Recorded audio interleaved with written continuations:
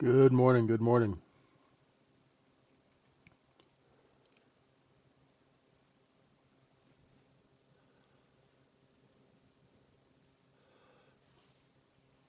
How's everybody doing?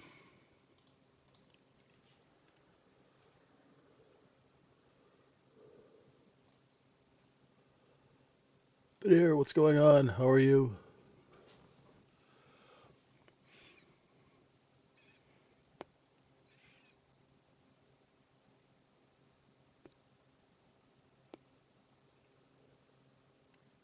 Yeah, feeling much better. Hey, Dash. What's up, Joe? How you doing?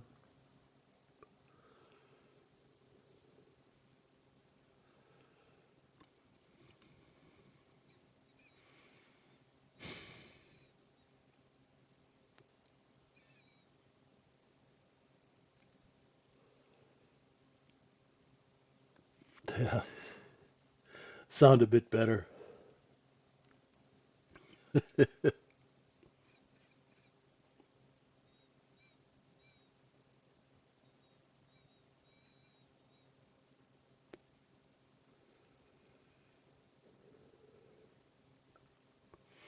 Hey, Johnny. Purdue, how you doing? Alexander, how are you? Well, folks, we're coming into the Thanksgiving home stretch.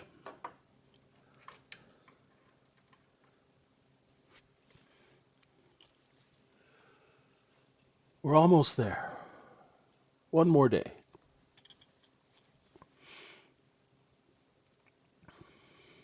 Hey, Moran, how are you? Hey, and Dan, how are you guys doing? Good to see you.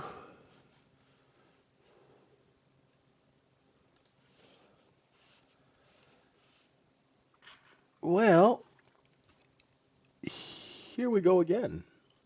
Um, I'd say overnight inventory is long.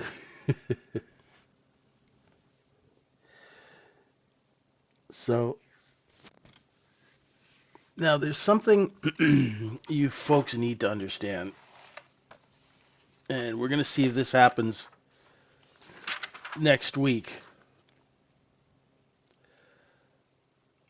But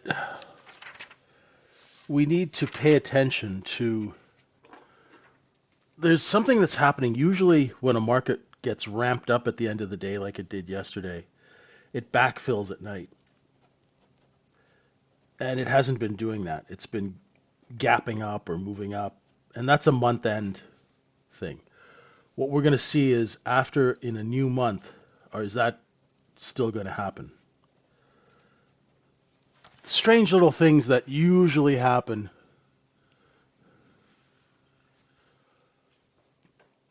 is we have things like backfills.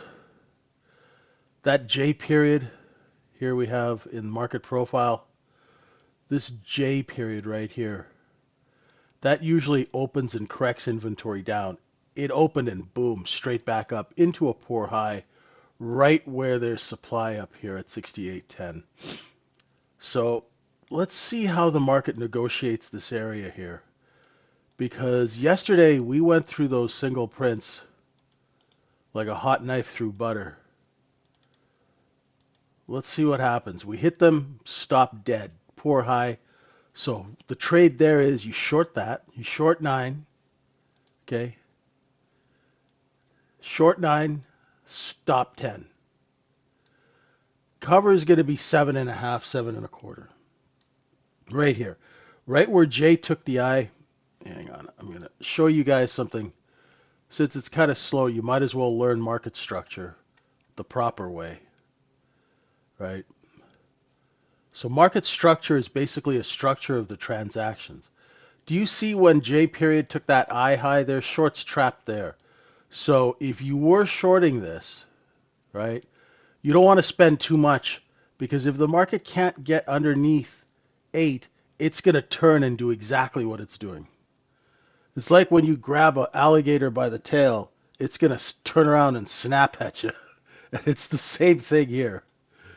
I don't know. I've been seeing a lot of alligator videos on YouTube, so I don't know why the algo is giving me gator videos.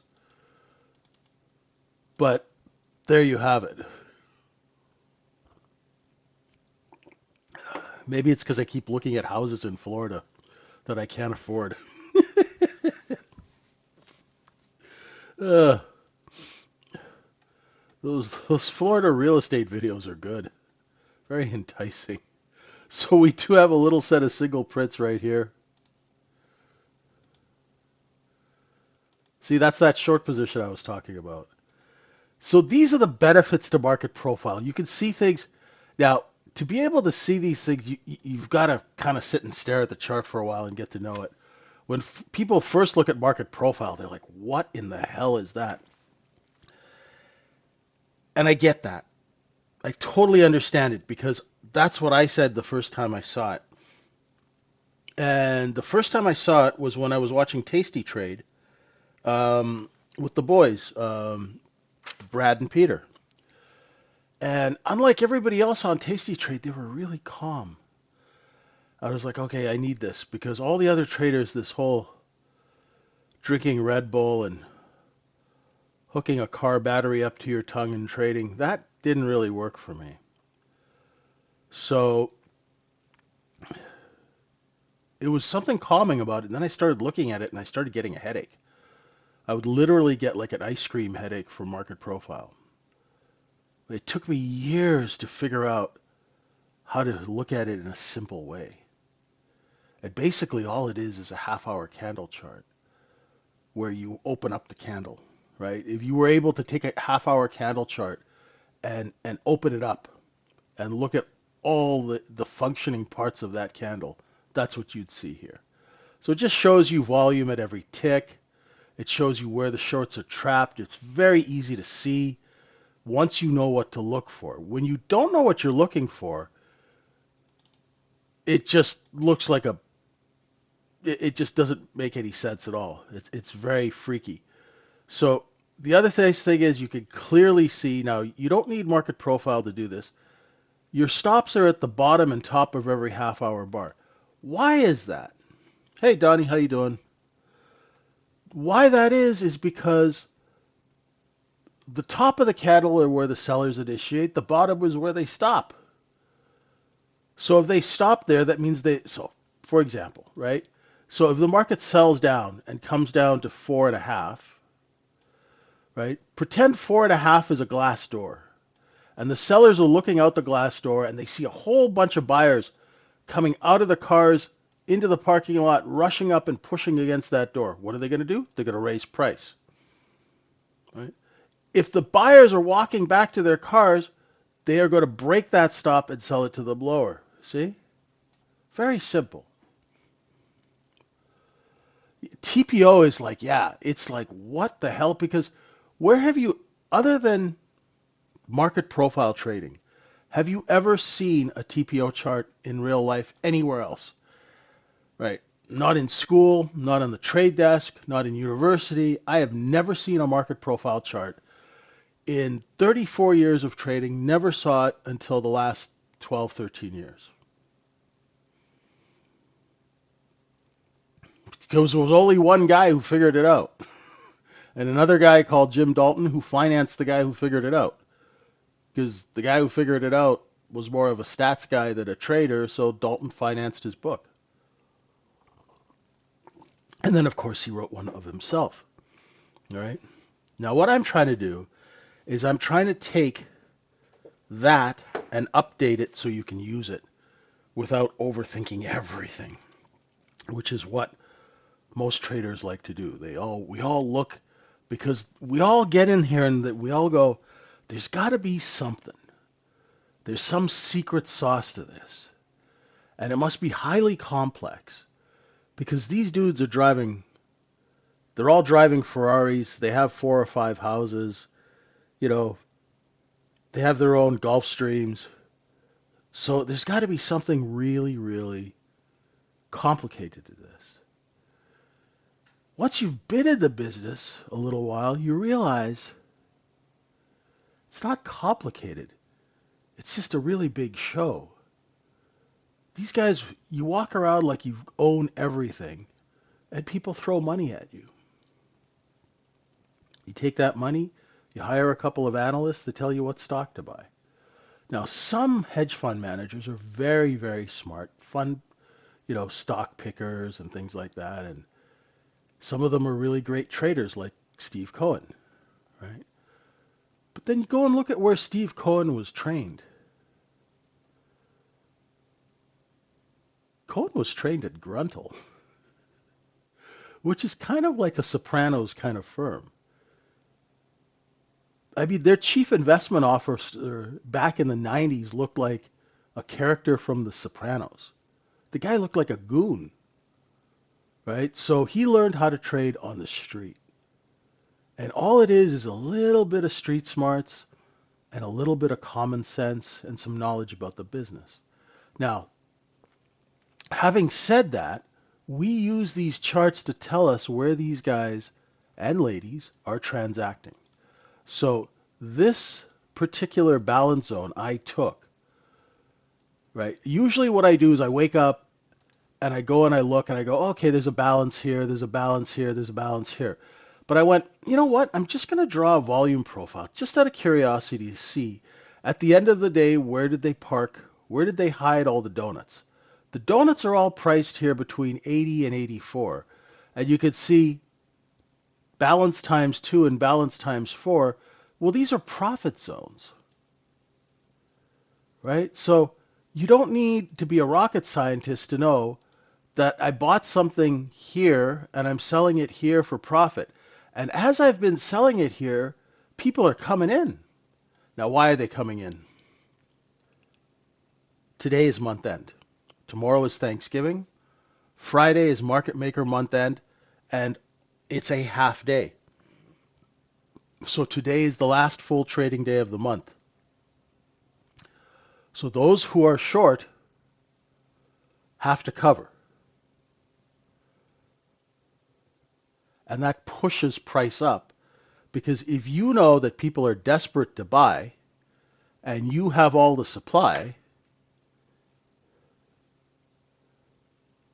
what are you going to do, right?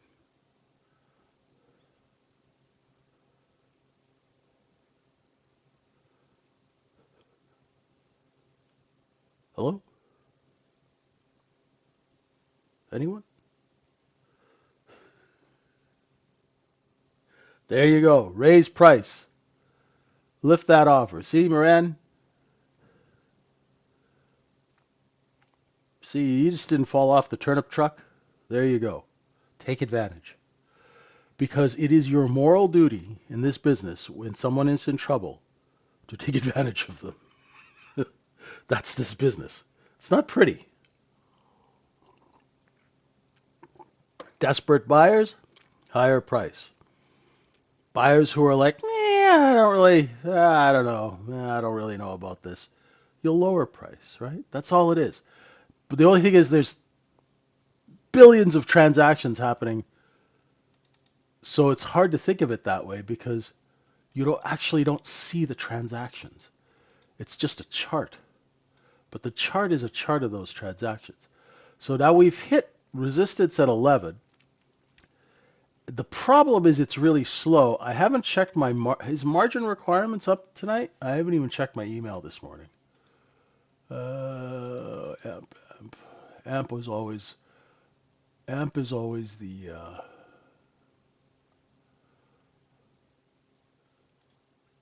canary in the coal mine.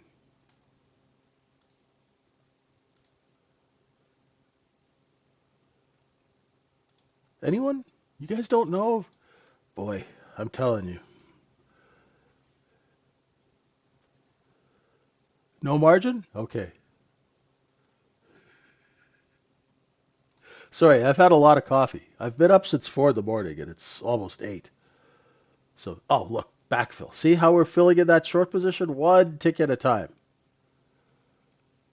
So we will be looking for bids around here. So if you are short in this area, right, that's good because you've got that supply above. So you're shorting here. Tight stop. You don't need. And then I would be putting bids here and try and cover. If we break 7, then we'll be looking for 5, which is a nice short. I am not in, unfortunately.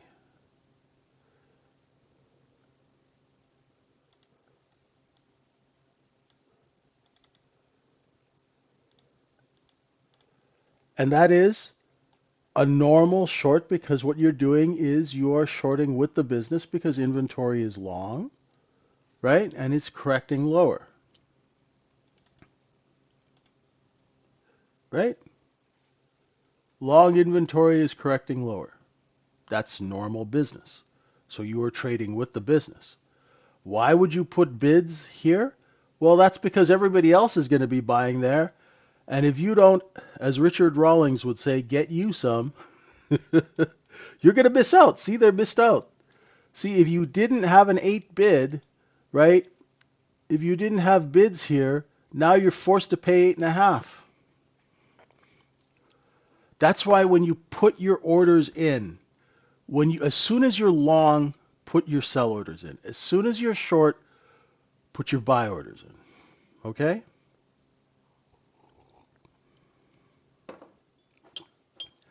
Because your orders tell you what's actually going on in the market.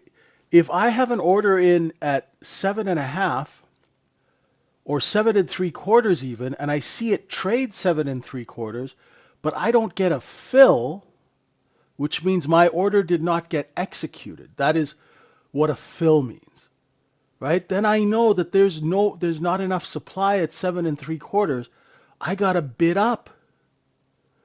Then you can manage your trade and actually make money instead of having the trade go back and those people stop at break even. What is the point of even taking a trade if your stop is at break even? Who goes in business to break even? Do you see how asinine that sounds? At least cover your commissions. All you're going to do is just chew up your account with break even and commissions. And then if you're slow enough not to take advantage of being paid and not paying yourself because you're holding out for some, you know, Hail Mary full of grace trade that you're looking to make 400 points on, it ain't going to happen. Yeah.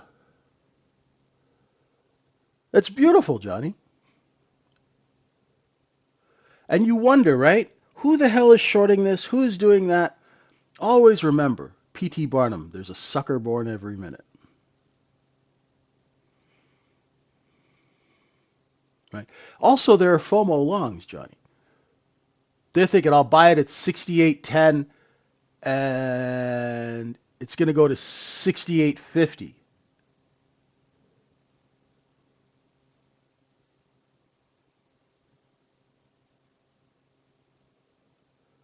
That's why you could see we've been one time framing higher. Hey, Jerry, what's going on, brother?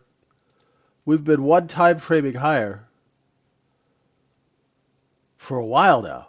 One time framing is a fancy way of saying trend up. Never estimate the other guy's greed, right? Best lesson from Scarface.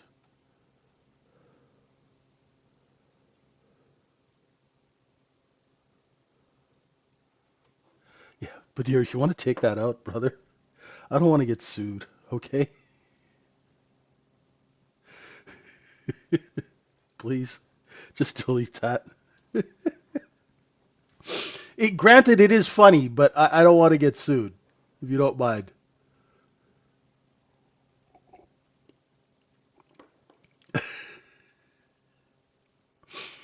Oh. Let's see if that bid at 7 holds.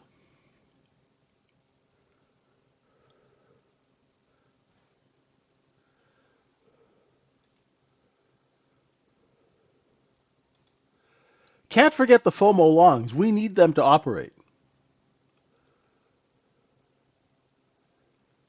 right? As a seller of size,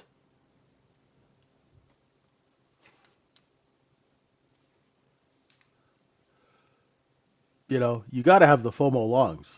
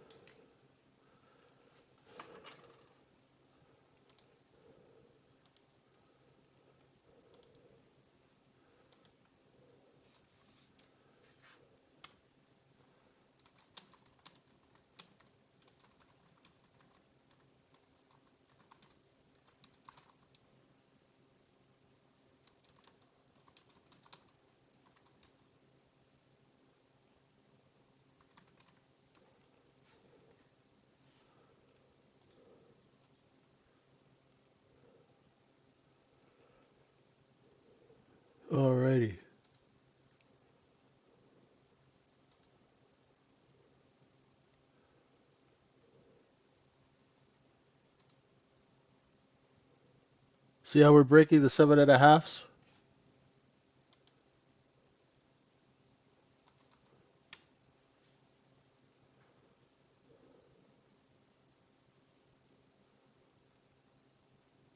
See, it's slowly creeping down because what it's doing is there's so many buy orders. You don't want to scare them away, so they're gently backfilling now.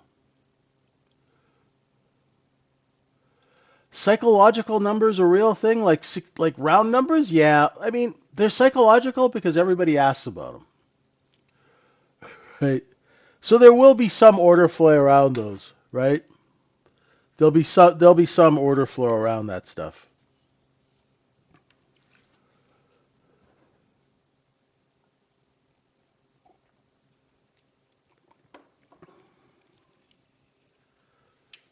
How much? I don't know. The thing with me is like this 68.06 and three quarter, right? We went there till the tick stopped and the offer lifted. And the only reason for that is because there's a little position here. So whatever was taken here sold and then they brought it right back to where they bought it, right? You could see that happening, right? Position up, retrace, distribute, retrace, distribute, retrace. So you see how you guys call that a staircase, right? This is nice normal distribution.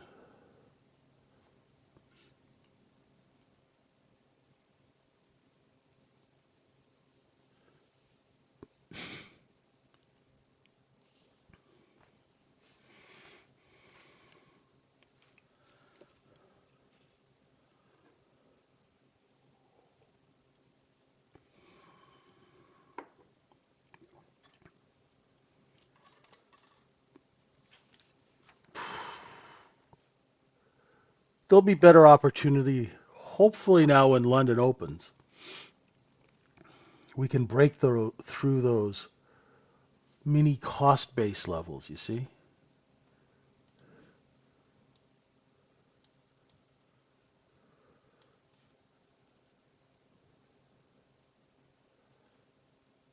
Right? It's nice to know when you have supply overhead because then, if you're short, now say you're short and you're thinking, okay, I'm a longer term short, right? Not just scalping, okay?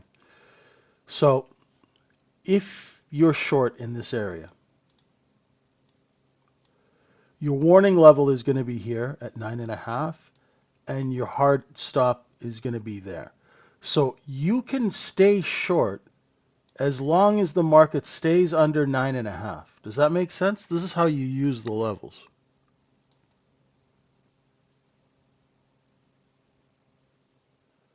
Does that make sense to you guys? I'll be right with you, Tibby. One sec, brother.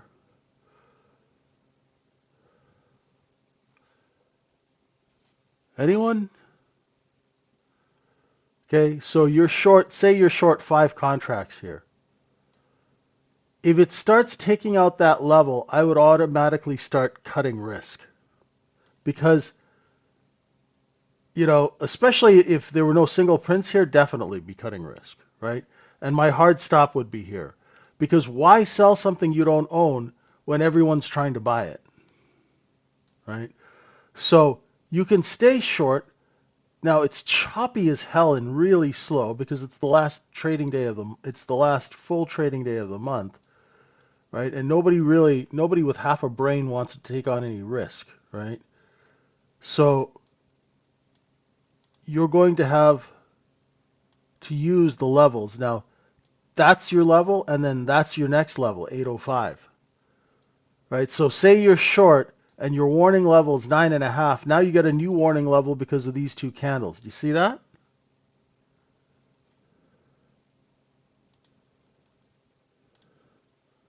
Right? You have sellers here.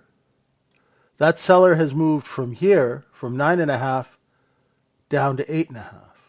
So you're protected, right? When you're short, you need sellers. Otherwise, what are you doing? You can't push it down yourself, right? So say you're short, here's your hard stop, So there's warning level 1. There's warning level 2. Now, if we start offering over 8.5, then you kind of know you're in trouble. So this way, especially when the market's slow like this, you can have some situational awareness about your short. Does that make sense? You guys, is that cool? Yes? No?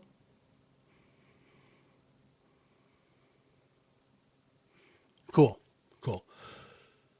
This way you can be tactical about it, right? So you're not, you're not, because people, you know, see how it just printed 8 3/4. See how the offer is lifting? Watch. There's still a seller there, but for the moment they saw buyers and lifted the offer over, right? So you know where your outs are. So you're not taken by surprise.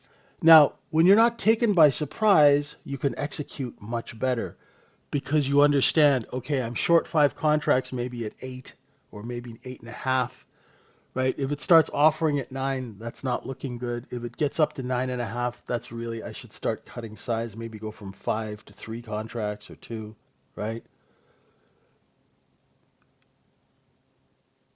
And if I was short, that's why I put those buy orders out.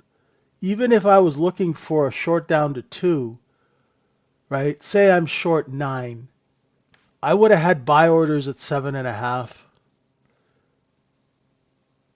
7.25. I'd be front running that 6 3/4, right? Hey, Raj.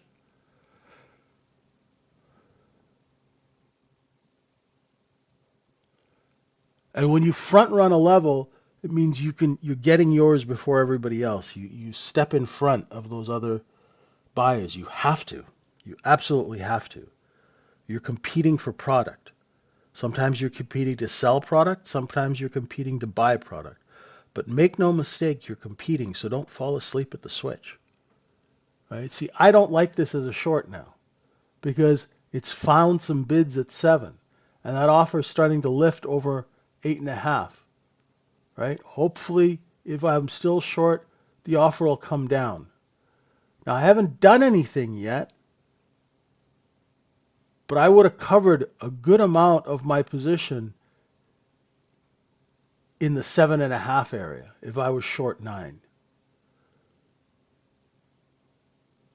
And then my other bids would have been right here, right at 6.5, 6. And I get hit as the market opens. London goes down. Let's see if London can take out that J low.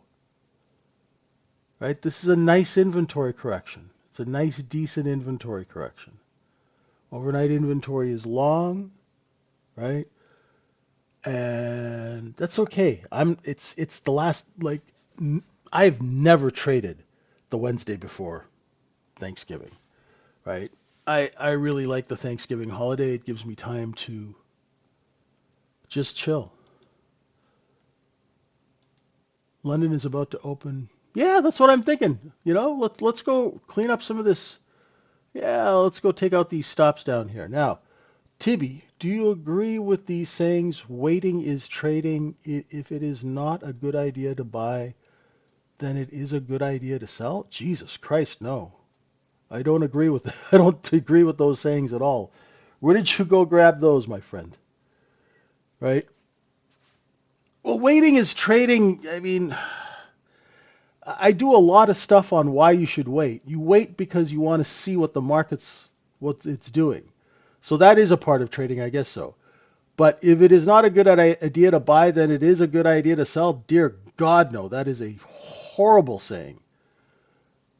Is that what people are listening to? Because that is a sure way to lose all your money. Sometimes if it's not a good idea to buy, I don't know. I hope Mark Douglas did not say the second one. I agree with the waiting part, right? That's just common sense because how can you make money at something unless you know what the hell's going on, right? You can't. So you got to wait and see where the information is, where the bids are, where the offers. That number 2 is That's the biggest load of crap I ever heard. Don't just sell a market because it's not a good idea to buy it.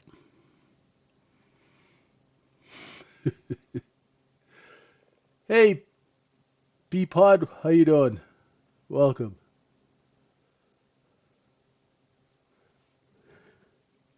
That's how a lot of people get stuck short.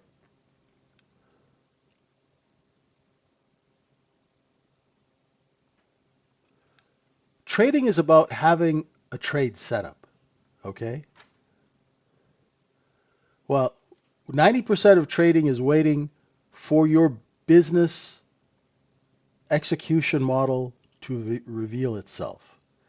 So if I go for the certain kind of trade, I wait for that trade and then I execute. If that trade doesn't show itself, I don't execute.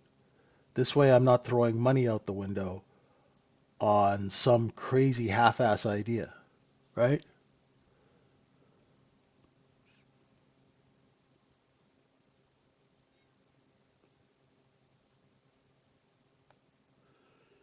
Agreed, Dan.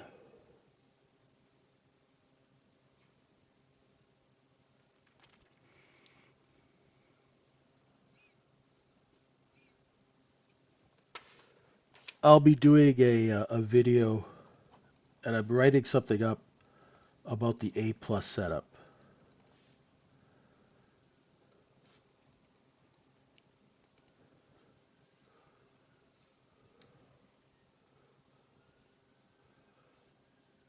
I mentioned option structure? I think you're mistaken, my friend. I don't know anything about option structure. Might have been somebody else. I don't even know what option structure is. I talk about market structure,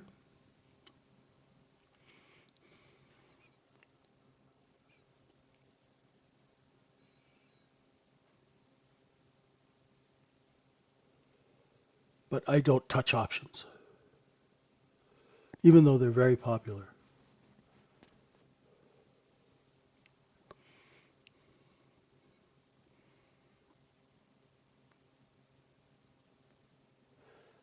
Well, Joe, that's why. Remember what I said earlier about using your orders to tell if your trade is working? So when you go into a trade, let's dig down. This is a really good question. When you go into a trade, what is your agenda? Is it a scalp? Is it a longer term hold? Have you surveyed the order flow and the price action to know whether or not this trade actually has a snowball chance in hell of working? And how adaptable are you that if that trade doesn't work out, to exit? So you take the trade, right? So if the trade's not working, Joe, what does that mean? Has it is it close to taking your stop? Like say you're long at 5, is it under 5 now, or what is the context of it's not working? It was a really good question. I think if we dig down on your question, we can clarify a lot of stuff, right? Yeah, I want to really dig down on this, Alexander, because what I want to do is I want to put I want to put the circumstances or context around the question. So if you guys see a real world example, it's not just some platitude that we quote, right? It's in depth. So if the trade's not working, there's a couple of things. It's either it's under your entry point if you're long, or it's above your entry point and going sideways, and you think it's not working because the price action is really slow. Does that because I can't tell you a set thing with it if it hasn't happened within a number of candles. How do you know the order flow is going to be different every time? So I was doing the look below and fail, and it had broken both the level and VWAP, and it had accepted above, but it was hovering for quite a while. It was supposed to be a quick scalp. Supposed to be a quick scalp, you exit. because you don't have, I'm not sure how long you've been trading, but you want to have the skill to turn that into a position trade. It's kind of hard to do, right? Right? You went long into a distribution cycle where it was just going sideways, right? It went up and then it moved sideways and you thought it was going to keep going up. Like say it was a look below and fail of a higher level, right? Exactly. So there you go. Now you've got some context. And if it was going to be a quick scalp, and if you remember at the beginning of my video, I said, listen, if the market goes up here, right? Hang on, stay with me. This is really good. Hopefully you guys, okay, if the market goes up, then looks below 17 and 3/4 and fails and just goes sideways like this, well, we've we're going all the way up here. We're going to be distributing here. It's going to go sideways. You know that that is a common price action technique that these algos have, is up into a sideways distribution where you get that barcode. And as soon as you get that, if you're a scalper, exit. Because you don't know, because they don't have enough follow through buying to take it higher immediately. Now, if you're a position trader, you can manage that trade by having, you can move, maybe you can move your stops like it, you know, a little higher, but I'd always put out orders. In these markets, Joe, see a lot of the traditional stuff, like we'll go back and pull information, and a lot of the traditional books that were written on the markets don't take into account this trading environment that we are in now. We are in a trading environment where we have 240, 300 point ranges. That's never existed before. So the markets have changed drastically, right? So I would recommend for newer traders to take the money and run, right? And not try and hold for longer because you need experience, you need account size, and you need skill. You guys don't have the skill to hold a trade for 30 points. In a market that's got a 200 point range, a lot can go wrong really, really quickly, especially going into year end. So you always want to be aware of your surroundings and adjust your business to match the surroundings of the environment that you're doing business in, right? So I would go definitely that quick scalp. You don't want that scalp to turn into a position trade and then it turns it into investment. Next thing you know, you're Warren Buffett holding this thing while it's going lower. Yeah, just get out. There's always the next trade. There's always the next trade. But you see, if we break it down, we can really dig and find out what should we be doing. So the AI is great. Now you can go and you can put that answer into the AI and the AI will update itself, right? Which is really cool. That's really cool. That AI learns. So it's not just like, you know, it's not like just having an old set of encyclopedias, right? Which is pretty cool. And I invite people to go try it out.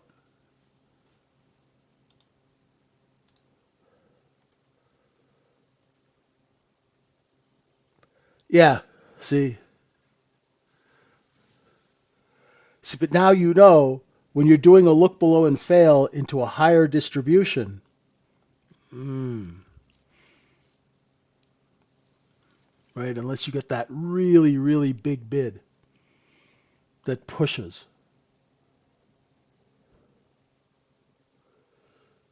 That's good. Really good question.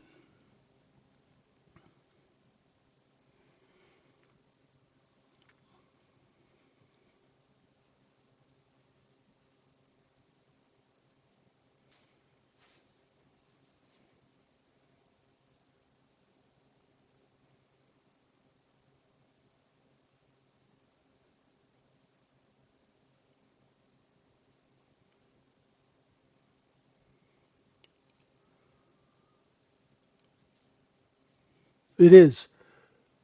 But the voice learns. That's the nice thing, Raj. Exactly. That's gold, right? Yeah.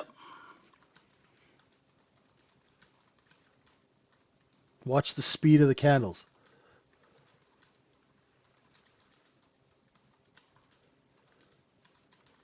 You can adapt to the changing market environment.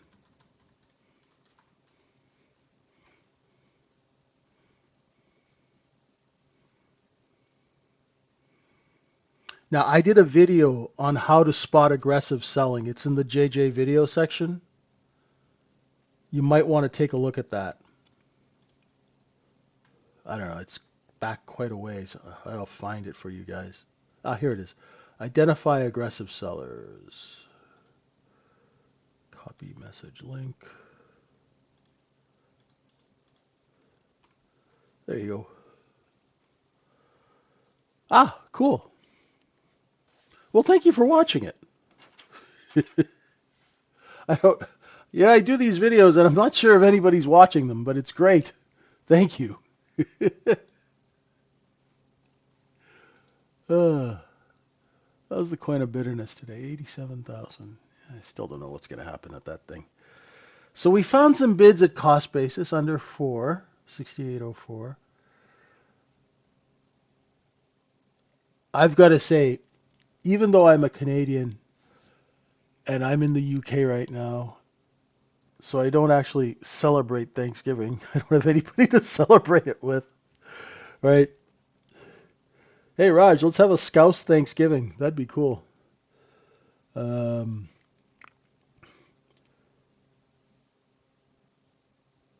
I'm already kind of shut down.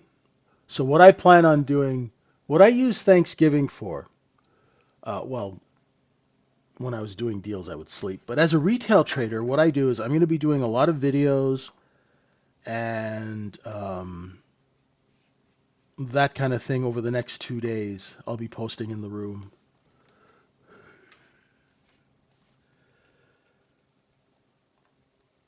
Yeah, it's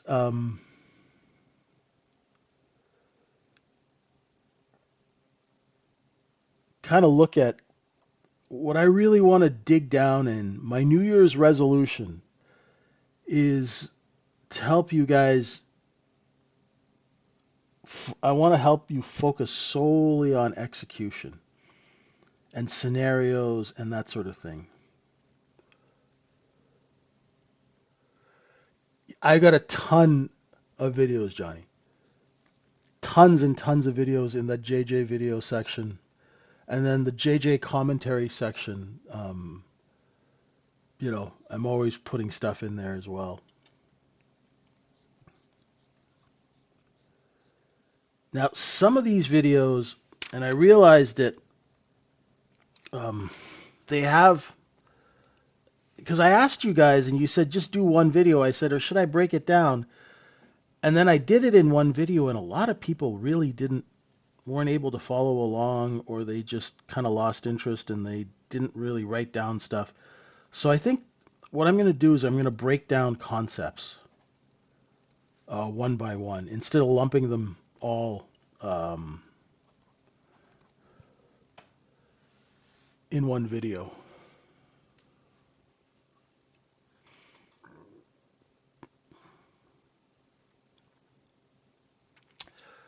A balance zone is a cost basis.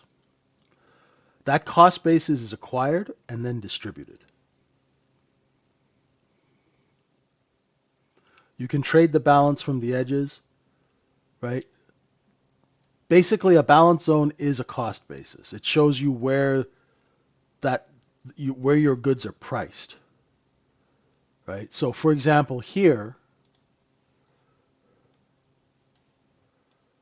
at the end of the day, most of the goods you can see the volume, right? Huge high volume node, right? You can see this massive high volume node. Oh, let me just grab a thing.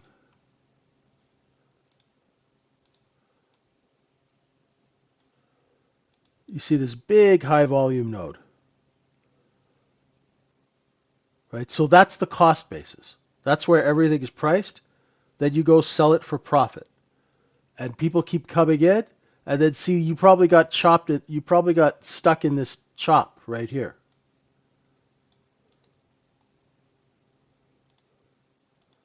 You probably got stuck in a range here doing a look below and fail, right?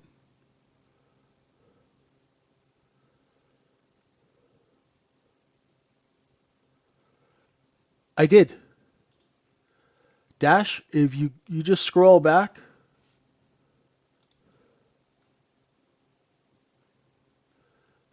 it's weird. You probably didn't see it.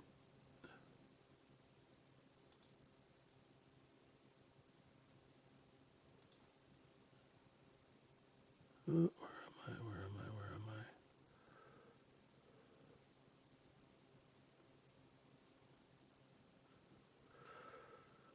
Oh goodness. Why is this not working? Do you see it, Dash? It's right where it says.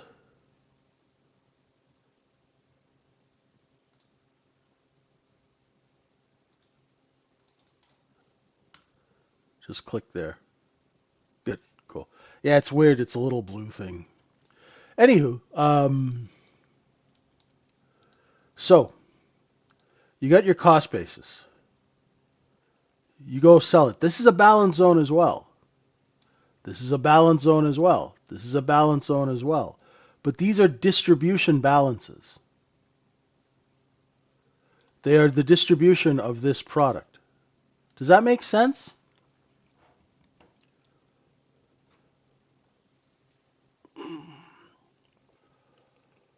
Whew.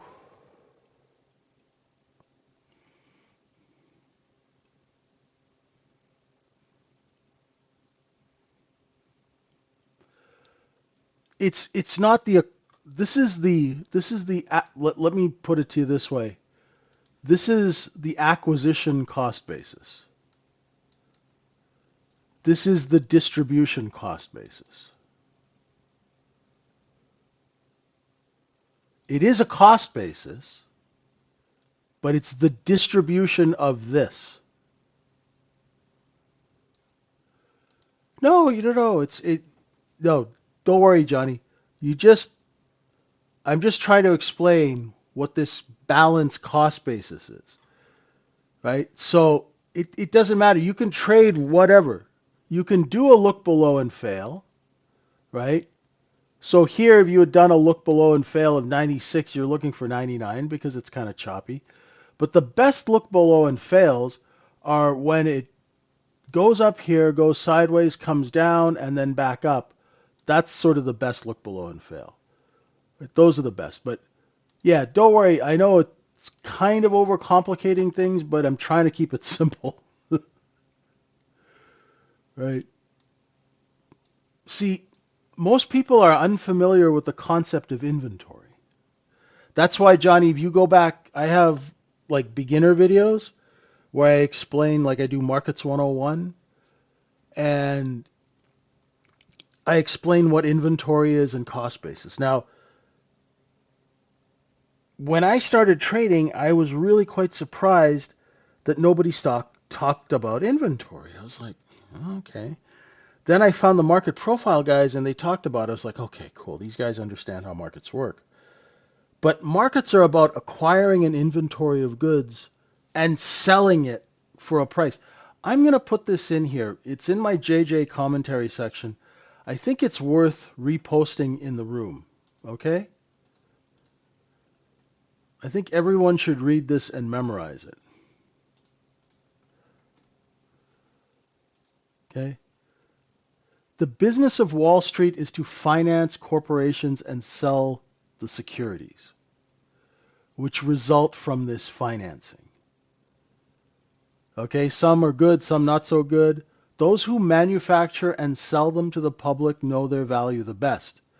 The public has comparatively little idea of their real value except for seasoned securities, those which have been on the market for a long time, the bellwethers, therefore have established earning and power and intrinsic value, right? In every case, the banker who does the financing and the dealers who help distribute have paid for their securities in cash or services or underwritten them. The object is to market these stocks and bonds at a high price as possible. The marketing is done through distributing houses and syndicates, right? By private sales, public offerings, and by means of listing on stock exchanges. In the later case, the stock advertised is advertised by making it active on the tape. If the price is advanced and the transactions made large, the activity attracts buyers. And those who are handling the stock are thus able to dispose of their shares. Now, do you guys see that? This is because you guys are all trading, but you really don't know what markets are, right? You have no idea what markets are. This is a simple one-pager.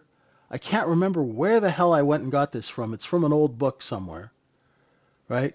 But this is what you are doing, right? Now you are participating in this. There's nothing else going on other than this. So inventory, right, is the inventory of those shares that they have for sale. That inventory has a cost basis, right? Yeah, I didn't write it. That's why it's brilliant, right? But and I have so many references from 34 years. I don't know what book I got this from. Maybe it was once in Golconda, one of the books. Anyway, I had a screenshot of it, and I was going through some old hard drives. And so you just have to judge the market by the chart.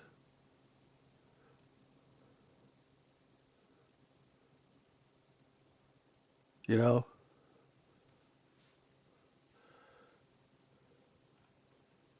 once you realize it's all inventory, inventory is you go to Costco.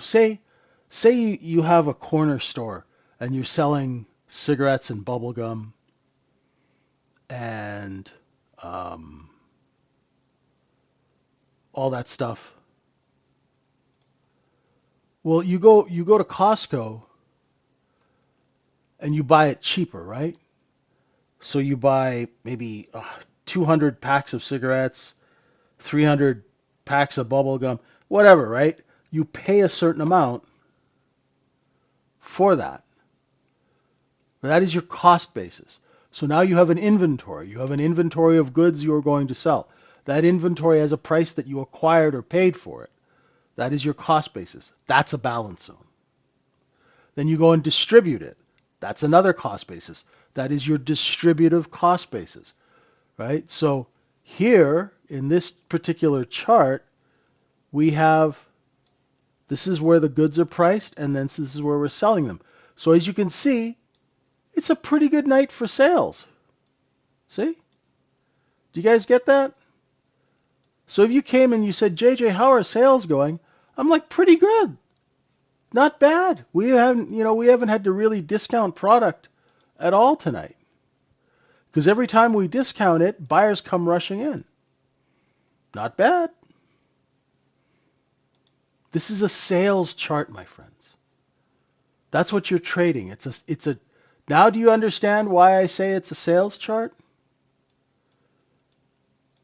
I don't think you could write or sum up the business any better than what that gentleman or lady has written in that paragraph that, you know?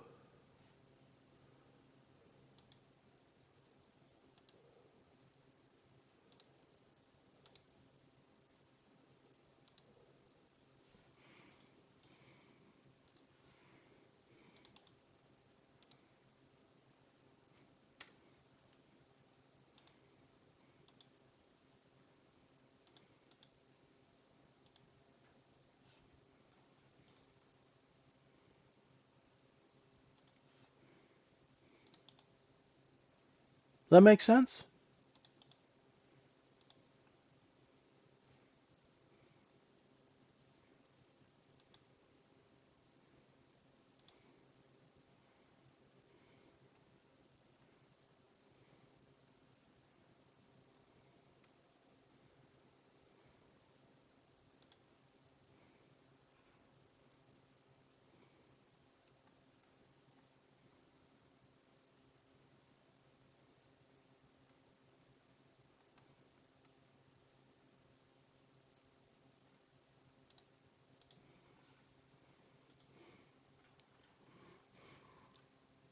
Yeah, exactly. Use the volume profile.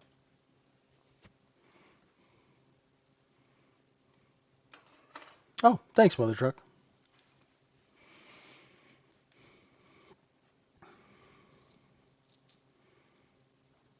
Good. Now we've given credit to the man who's written it.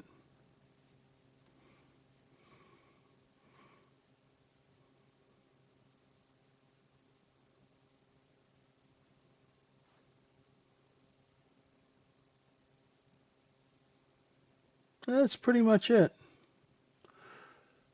I'm not going to trade this until I see a look below and fail.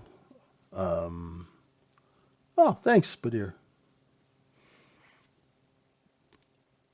You're lightning quick with the search. Nice. Any other questions, folks? We are coming to a close here.